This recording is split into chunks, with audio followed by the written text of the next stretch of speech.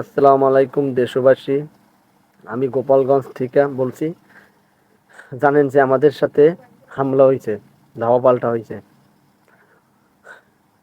ওই যে এনসিপি নামে তারা বলে যে ওদের প্রোগ্রাম করতে আসছে, তারা প্রোগ্রাম করতে আসে না।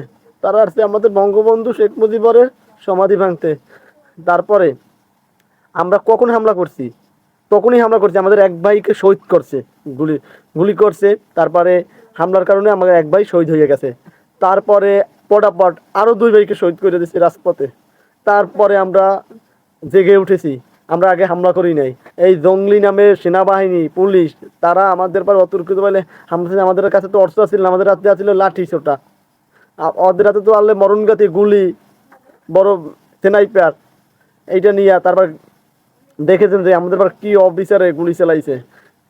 আজকে যদি আজকে যদি বঙ্গবন্ধুর সমাধি রক্ষা করার জন্য আমার 3টে ভাই শহীদ হয়, আর সেটা এখন বানায় যে আমরা হামলাকারী। আমরা আগে হামলা করি নাই, বিশ্বাস করেন। ওই বিজেপি সেনাবাহিনী তারা এক হয়ে আমাদের পর হামলা চালাইছে। আমরা আমরা বঙ্গবন্ধুর সমাধি রক্ষা করার জন্য ওই জায়গায় গেছিলাম। আমরা তো তাদের পর হামলা করতে যাই নাই। এখন এটা নাটক কইরা মিডিয়াগুলো চড়াইতেছে, সব দোষ আমাদের। বিশ্বাস করেন, ওই এনসিবি নামের টোকাইরা ই করছে। আর তোদের বলতে চাই, এনসিবি নামের টোকাইরা, যদি তোরা আবার গোপালগঞ্জের দিক ঢোকার চেষ্টা কর না, তোদের হাতে চুরি পরাইয়া, তোদের হিজড়া বানাইয়া তোদের ঘুরাবো, মনে রাখিস। আমার 3 ভাই শহীদ হয়েছে, তাতে কি হয়েছে?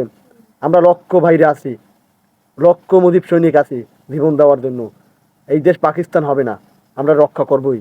জয় বাংলা, জয় বঙ্গবন্ধু, জয় হোক জননেত্রী শেখ হাসিনা।